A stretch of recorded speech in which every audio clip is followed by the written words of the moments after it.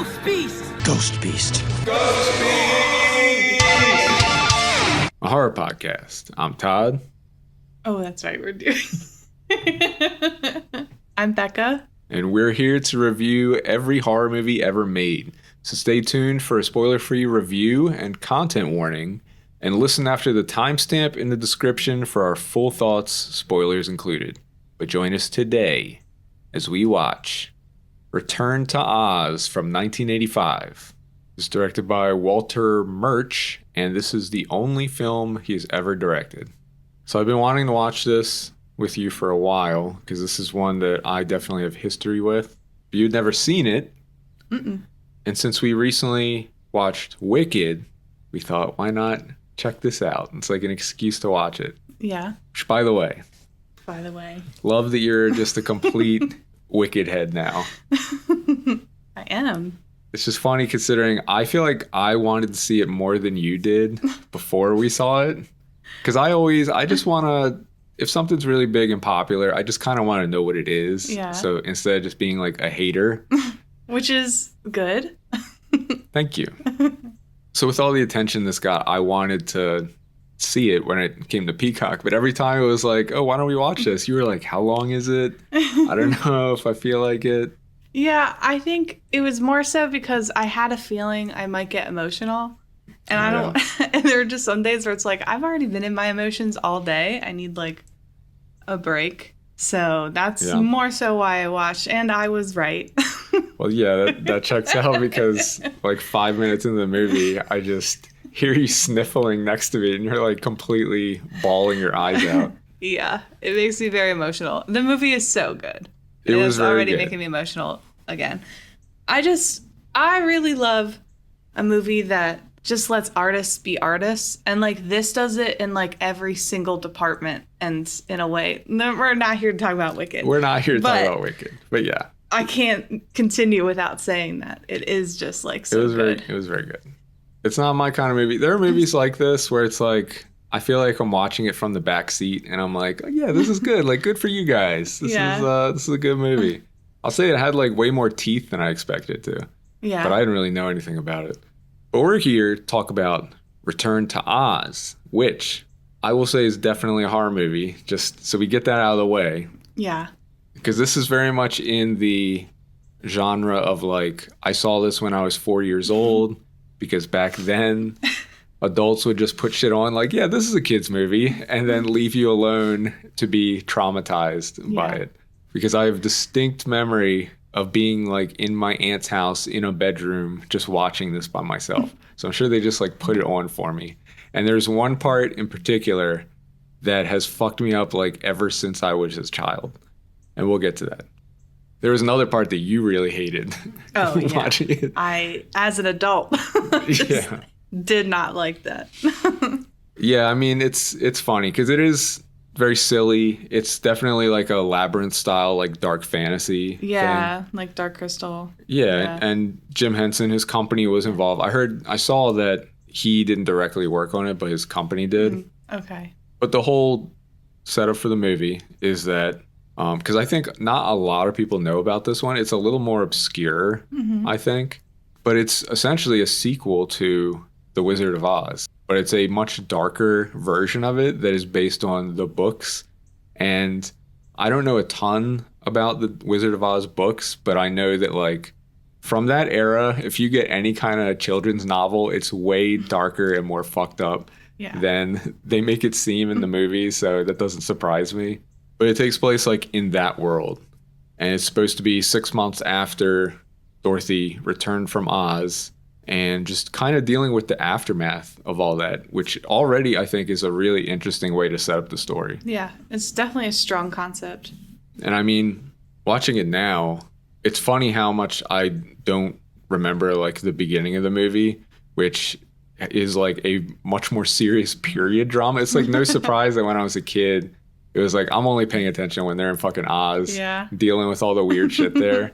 But it's a pretty bleak setup where it's the idea that she came back and she just won't shut up about Oz, and of course her aunt and uncle and everyone is just like, what are you talking, like they think she had like a head injury or something. Like it's actually a very dark concept. especially if you take it at face value that like maybe that is what happened. Yeah, you know what I mean, like, she's definitely traumatized, like, at the bare minimum. I think there's a way to read this movie that is incredibly dark that I'll get into in spoilers. But even with what we have when she goes back to Oz, which, spoiler, that's what happens in Return to Oz.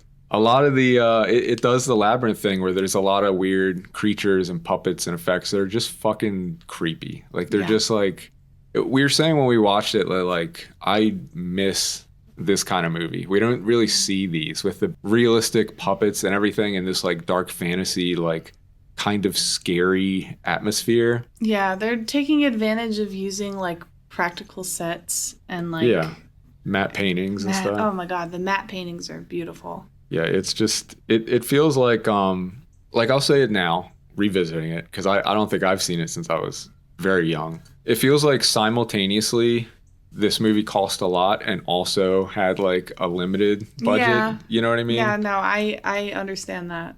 It does feel like they didn't get to completely deliver on this because there are parts where it gets like the budget comes through. Yeah. You know, but the imagination is still there. Yeah.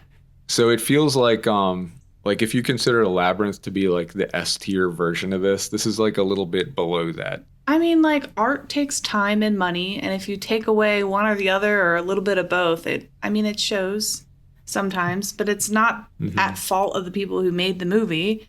It's more at fault of just how much money is available. Not everybody can spend a huge budget. You can still make really good things with a small budget.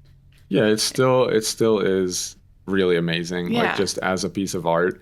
And it's an interesting story, and it's cool because they have like these new versions of all the characters. Basically, there's like the new Scarecrow and Tin Man and everything, and they're all like kind of Tim Burtonified, you know. Well, not even. I looked into this because I had to. But I think I know what you're gonna say. Well, all the characters are based off of the illustrations done by John R. Neal in the original book. Oh yeah. And I just thought that was so cool because when I was watching the movie, I was looking at these characters and they're like so illustrative, and I'm like, I gotta see like storyboards or something. And then I did some Googling and I so I can put these up on the Instagram, but the original illustrations, which are really, really cool. Really cool. Yeah, but like you see it, like you can see like, we'll get into spoilers at that, but yeah, no, it's definitely a very different style. You love to see that when it's like, instead of kind of smoothing all the edges, it's like, no, let's bring these weird ass illustrations to life. Yeah, and do it kind of faithfully. Yeah, learning that little piece of information like really like made me like the movie a lot more too. And I did enjoy it, but it was cool to see that detail because it comes through. It comes through with even just the story, because we mentioned this is based on the books, not the movie. So that was like, I know you almost had to like switch gears as that realization because you kept comparing it to the movie because you grew up with the movie. I did. I grew up with Wizard of Oz. Yeah. As all little girls did, because my little sisters wore that VHS tape out in our house. But you can see how that is like this much more like children's book sanitized version of this, and this is more of like the Grimm's fairy tales, like very dark version. Yeah. Because she even has that comment early on about how the Tin Man chopped off his own limbs with an axe, and that's like his story. It's like, I don't remember that from the movie. I don't think they touched on that. But no, what I thought you were going to say earlier, because I did some reading on this too. I saw that Jack Pumpkinhead, their version of Scarecrow in this, he was a direct inspiration for Jack Skellington. I did see that too. Yes. I wasn't sure we were going to talk about that, but yeah, I mean, like, you can see it. The character has got like these lanky stick legs, and like he looks just like him. Yeah, the proportions are the same. The smile is inspired, but you see it, and it's cool. It's cool to see it. You can see like art history. You can see Tim Burton watching this movie and being like, "Oh, this is my shit." Yes.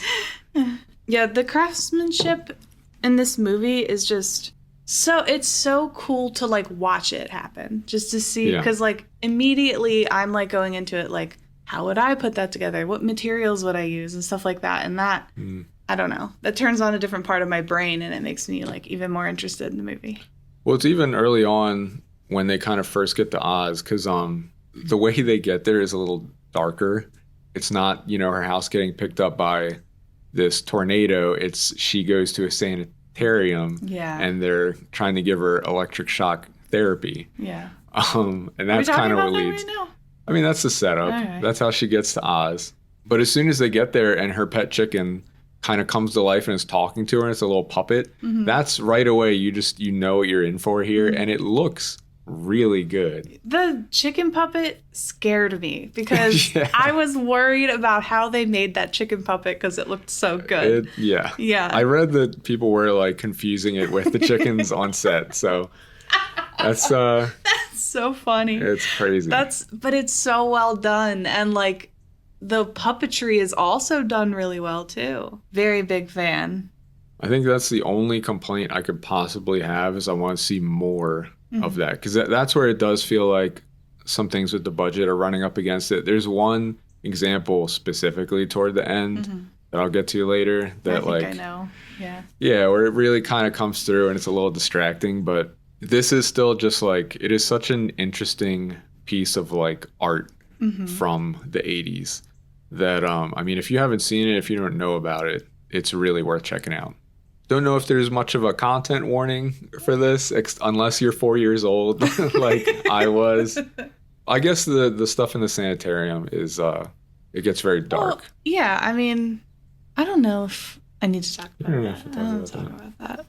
It's a fun movie. Yeah. It's a good time. It did kind of take me back to this era in a really good way.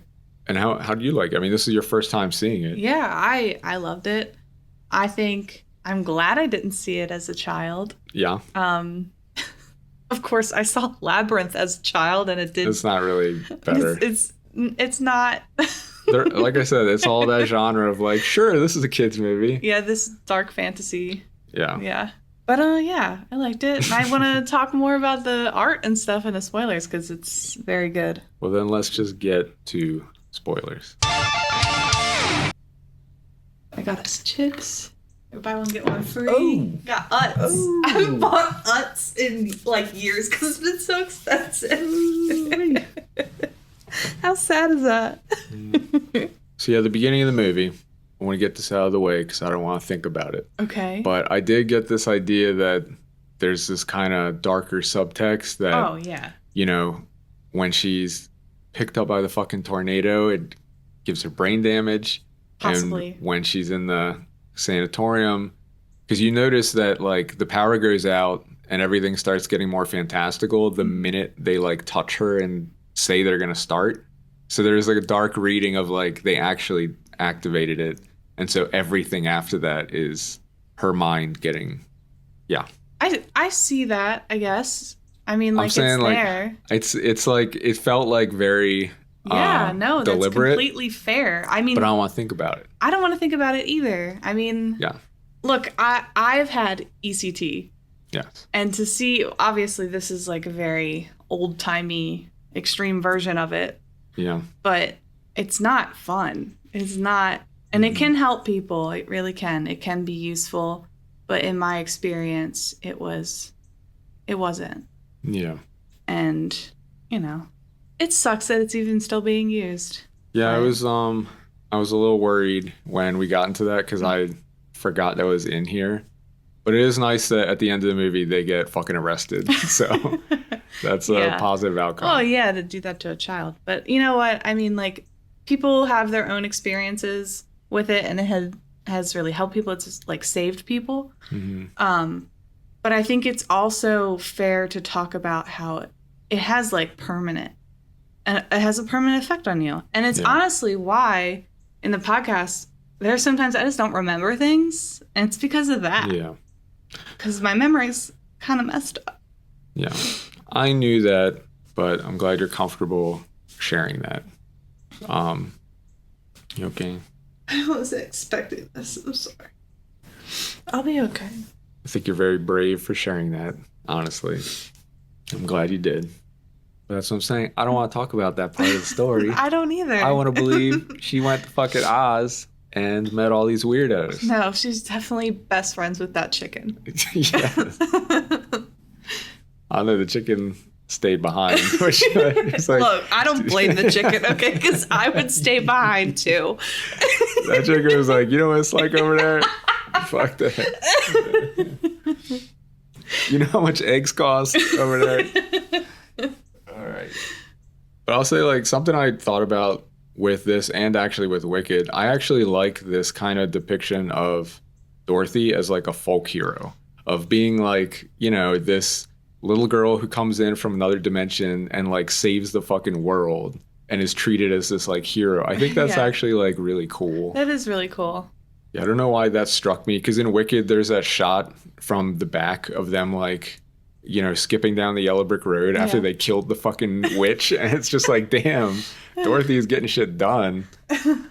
Yeah. You mean Wizard of Oz? What did I say? You said Wicked. Well, no, it was in Wicked. Remember in the beginning? Oh, you mean the Munchkins? No. What? Didn't you see Dorothy in the beginning? I think I missed that. I must have been crying. There's like a quick shot of her skipping with everyone down the yellow brick road to Oz. Okay, well, I'll just watch it again. Yeah, we're going to have to anyway. I like how you were so excited about part 2 and you're showing me like fake trailers on YouTube. And like everyone, you're like, wait, not this one, not this one. No. They were not fake. It was hold on. It was a real trailer that got scrubbed from the internet because I know I saw it. Oh, I know. But before we got to that. Oh, no, that one. Yeah. Yeah, there was. Yeah. Well, I don't know. Why do people do that on YouTube? It's so weird. I don't know. And you know what? I didn't even realize I was looking at a leaked trailer. I just thought it was out. I know. That's what TikTok does to you, because people just throw whatever in your face. Like, check this out. But it's weird because I do feel like I was like gaslit for a second. Like, wait, did I actually? I'm almost positive I watched it. Yeah, but it was still like the real world stuff was still just like, it's interesting seeing the slice of history and seeing how like grim and realistic they make it in a quote unquote children's movie. Yeah. Because like I said, I don't remember any of that, but it definitely grounded it in this weird way that I really liked. Mm-hmm. But you know where this is going. You know she's going back to Oz, and when she gets there, it's also just an interesting idea that basically everything is like destroyed. Like the Emerald City is in ruins, the yellow brick road is all ripped up and everything. Yeah. And it's this idea that happened just 6 months after she helped them, which is also like, I guess that's kind of historically accurate. That usually if you come in and topple some evil power, you know, if you just leave after that, you're not really setting them up for success. No, I really loved that they had that like moment and detail of the yellow brick road being all like ripped up. Like I thought that really set the tone of the movie. Yeah, it's just, I guess, you know, Dorothy doesn't know that if you leave a power vacuum, somebody worse is going to fill it. She should have known more about like global politics before getting involved in Oz. But it's cool because, that said, when they get to the Emerald City and you get your first like scary ass scene in the movie with the Wheelers, you fucking hated the Wheelers. I did not like that. I don't know what it is, but it like freaked me out. I don't like that you can hear them squeaking. It is like a sensory nightmare for me. Okay. Because I remember when that scene was starting, I was like, oh shit, we're about to get fucked up. Because I remember being so scared of that. Yeah. And when you start seeing these silly ass dudes, I was kind of like, oh, like I guess. They are so silly looking. Well, I mean, when you first see like their helmets with the weird faces, I remember you were so confused. You were like, no, I don't like this. But as soon as you see that they're just these weird ass dudes, it's like, oh, I guess this isn't as scary as I remember. But you still hated it. I don't know what it was. There was something. There's some off. creepy fuckers. I did not like it. There's a weird uncanny valley thing happening for me. Yeah. I think. It's weird how their arms and legs are all long and shit. Yeah. They literally like look like they're a bicycle, which I'm sure is intentional, but it is so creepy. Yeah, I'm not going to hold that against you. They're pretty fucking creepy. But no, the part that really fucked me up was, I don't know why, the part with the princess who is able to change out her head The beautiful ass princess? What's her name? Princess Momly. Yeah. Mombi. Princess Mombi laying out on the couch, like, what? No, the part with their fucking Hall of Heads. The Hall of Heads, yes. But when you're first introduced to her, I was like, oh my God, I want to be you. I think I was so traumatized. When you first see her on the couch, I just started feeling like this fight or flight. I was like, oh shit. Well, yeah, you probably should. As an adult, I was like, oh my God, that costume design is insanely crazy. She looks so cool. Yeah. But that, But I see as a 4-year-old, yeah. Well, it's the hallway with all the heads on the walls. That like still for some is. reason I think I had nightmares about that. I mean, how could you not? They're dismembered heads. Like, it's a creepy ass concept. It's really cool though. Yeah. The way it's depicted is, I think it holds up to today. Like, I still think it looks so cool. Yeah. Oh yeah, and the effects are fantastic. Yeah. I think Cardor analyzed the effects in this scene. Yeah, also my friend Connor, he hosts a podcast called Poor Unfortunate Podcast, which they actually talk about Return to Oz on their podcast. And if you really want to get into some of the Disney history, it is a very good listen. And also, Connor and Caroline are very funny.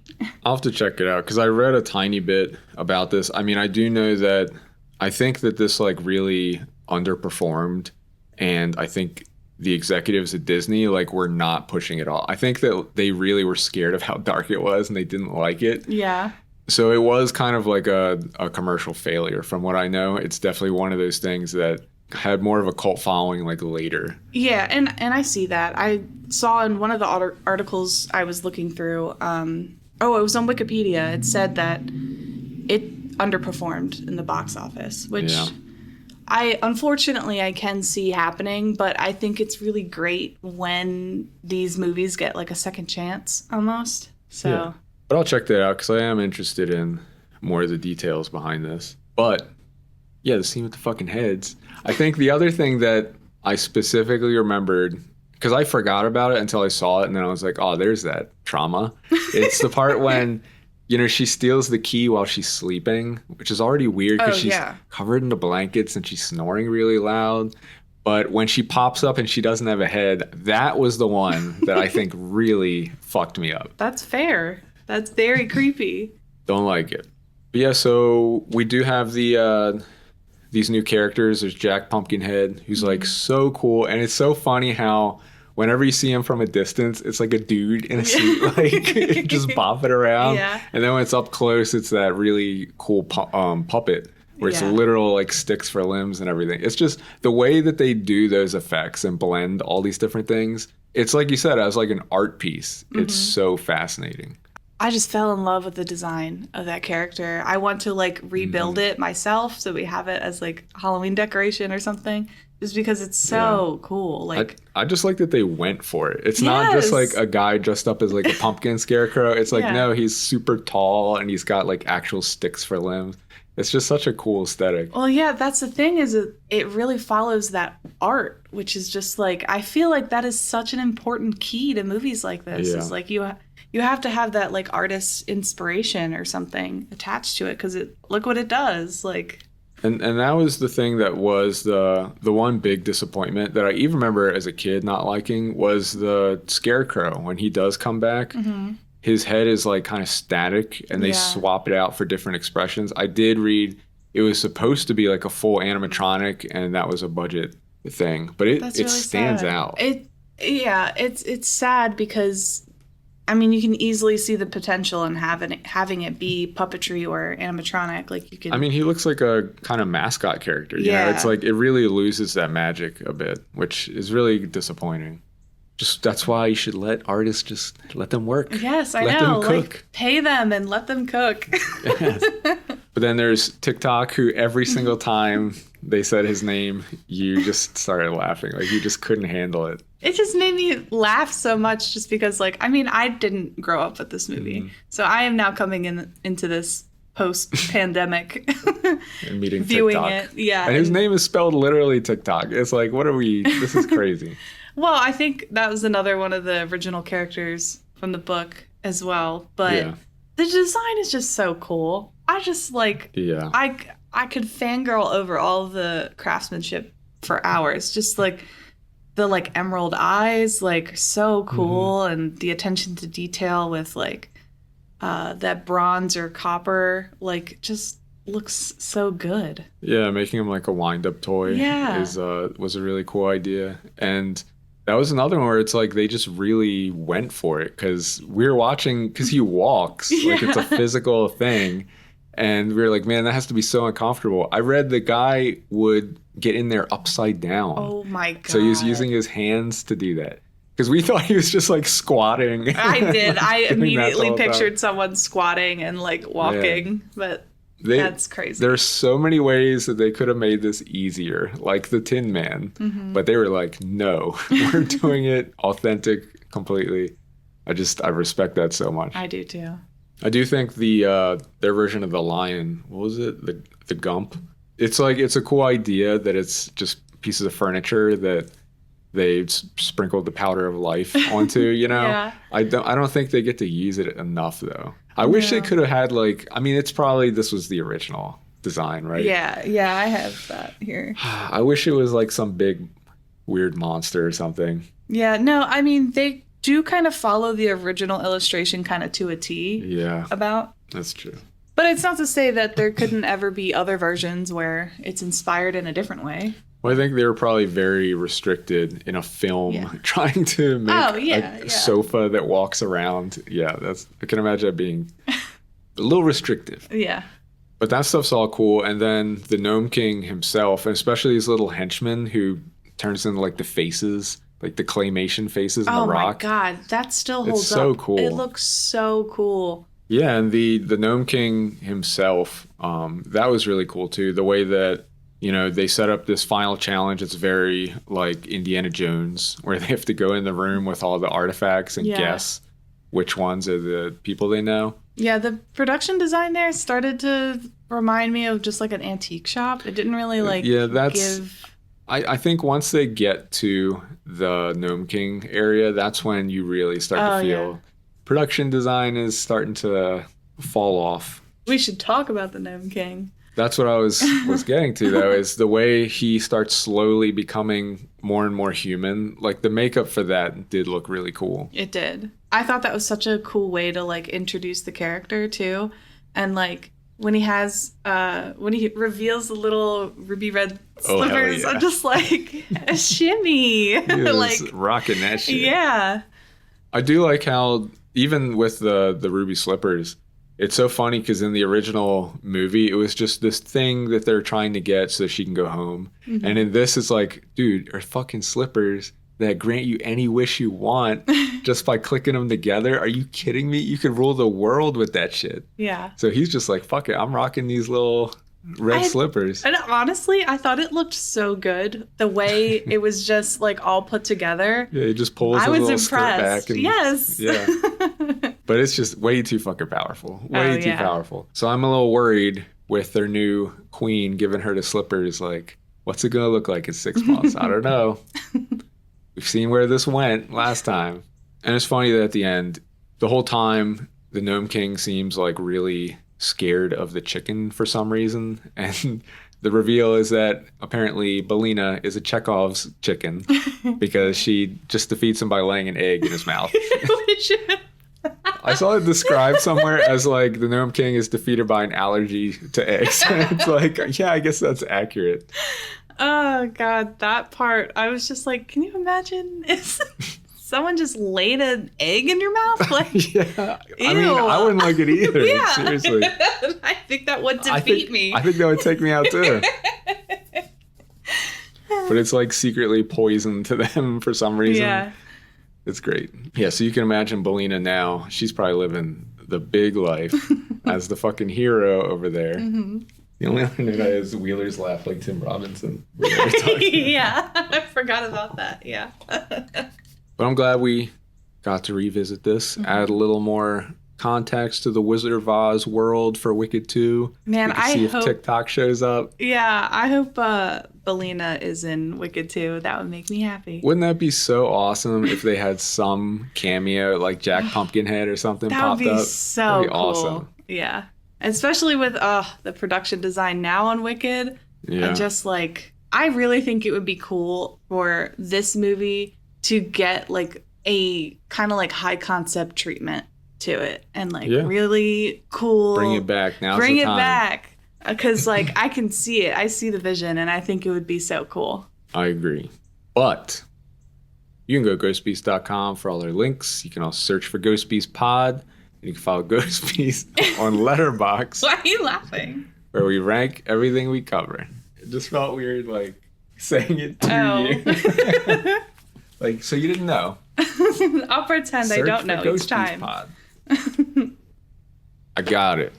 Above Ghostwatch and below Smile 2. Yeah. It's number 61 on our list. You can contact us at podcast@ghostbeast.com. And you can follow us on TikTok and YouTube. And subscribe and like and comment and review. Bye.